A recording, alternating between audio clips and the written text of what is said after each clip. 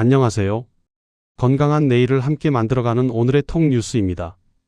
오늘도 찾아와 주셔서 감사합니다. 아직 구독 안 하신 분들은 아래 구독 버튼 눌러주세요. 매주 꼭 필요한 건강 정보를 알기 쉽게 전해드립니다. 그럼 오늘 영상 시작할게요. 요즘 유독 피곤하세요? 잠을 충분히 잤는데도 몸이 무겁고 기운이 없으세요? 식사를 줄였는데도 살이 계속 찌는 분 계신가요? 꼭 기억하세요. 이런 증상들이 그냥 나이 탓이 아닐 수 있습니다. 오늘은 많은 분들이 모르고 지나치는 갑상선 기능 저하증에 대해 알려드리겠습니다. 특히 50대 이후 여성분들께 꼭 필요한 내용입니다. 먼저 갑상선이 무엇인지 알아볼게요. 갑상선은 목 앞쪽에 있는 나비 모양의 작은 기관입니다. 엄지손가락 2개를 나란히 놓은 정도의 크기입니다. 이 작은 기관이 우리 몸 전체의 대사를 조절합니다. 갑상선에서 나오는 호르몬이 부족해지면 몸의 모든 기능이 느려집니다. 이것을 갑상선 기능 저하증이라고 합니다. 중요합니다. 갑상선 호르몬은 심장, 뇌, 근육, 피부, 소화기관까지 모두 관여합니다. 이 호르몬이 부족하면 온몸이 영향을 받습니다. 갑상선 기능 저하증은 얼마나 흔한 병일까요? 우리나라 성인 100명 중 약 2~3명이 갑상선 기능 저하증을 가지고 있습니다. 특히 50대 이후 여성에게 훨씬 많이 나타납니다. 남성보다 여성에게 5배에서 10배 더 많이 발생합니다. 꼭 기억하세요.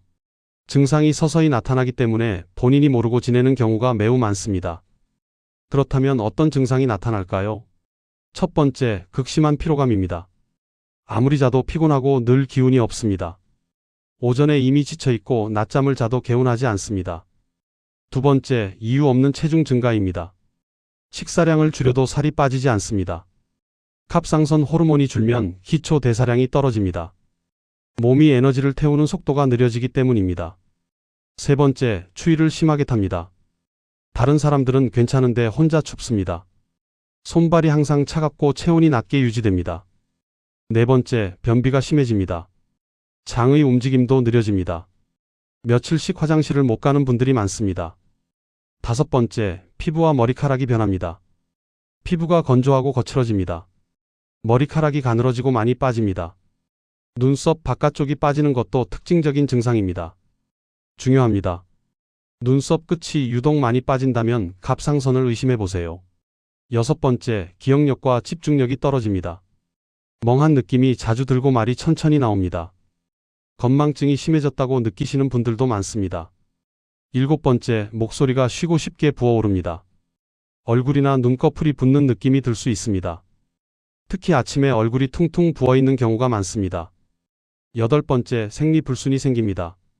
여성분들은 생리주기가 불규칙해지거나 양이 많아질 수 있습니다. 꼭 기억하세요. 갑상선 이상은 여성 호르몬에도 영향을 줍니다. 아홉 번째, 맥박이 느려집니다. 심장 박동이 느려지면서 답답하거나 무기력한 느낌이 듭니다. 콜레스테롤 수치가 높아지는 경우도 많습니다. 그렇다면 왜 갑상선 기능이 떨어지는 걸까요?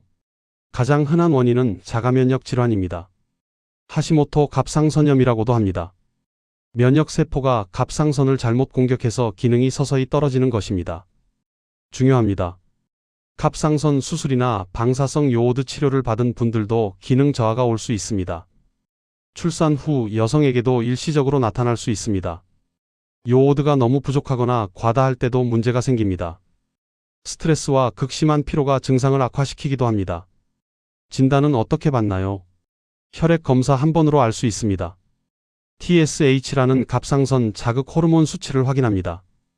이 수치가 높다는 것은 갑상선이 제대로 일을 못하고 있다는 신호입니다. 꼭 기억하세요. 건강검진 기본 항목에는 포함되지 않는 경우가 많습니다. 증상이 의심된다면 의사에게 갑상선 검사를 따로 요청하세요. 치료는 어떻게 하나요? 갑상선 기능 저하증은 완치가 아니라 관리가 목표입니다.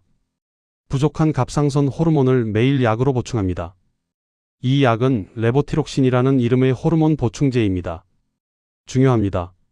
이 약은 매일 아침 공복에 복용해야 효과가 좋습니다.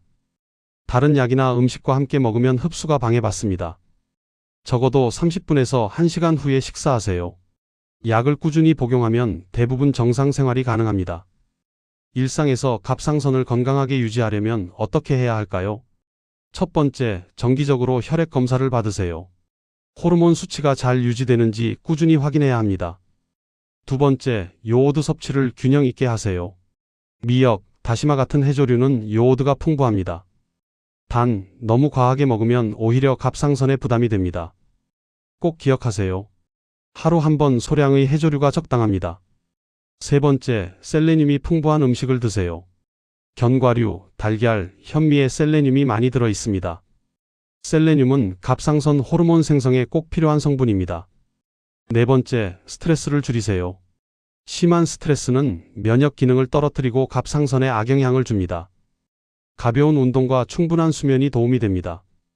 다섯 번째, 갑상선 기능을 방해하는 음식을 과하게 먹지 마세요. 생 브로콜리, 생 양배추, 콩류는 갑상선 기능을 억제할 수 있습니다. 익혀서 소량 먹는 것은 괜찮습니다. 중요합니다. 이미 갑상선 기능 저하증이 있는 분은 이 음식들을 날로 대량 섭취하는 것은 피하세요. 오늘 핵심 내용을 정리해 드릴게요. 갑상선 기능 저하증의 주요 증상은 극심한 피로, 체중 증가, 추위, 변비, 탈모, 기억력 저하, 부종입니다. 원인은 자가면역 질환이 가장 흔하고 수술, 출산, 요오드 불균형도 원인이 됩니다. 혈액 검사 한 번으로 진단할 수 있습니다. 치료는 매일 아침 공복에 호르몬 보충제를 복용하는 것입니다. 꼭 기억하세요.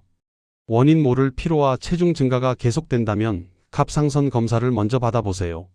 나이 탓이라고 넘기지 마세요. 오늘 영상이 도움이 되셨다면 좋아요와 구독 꼭 눌러주세요. 댓글로 궁금한 점 남겨주시면 다음 영상 주제로 다뤄드리겠습니다.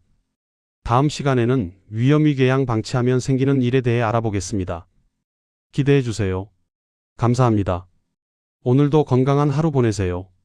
이 영상은 일반적인 건강정보 제공을 목적으로 하며 개인 진료나 의학적 조언을 대체하지 않습니다.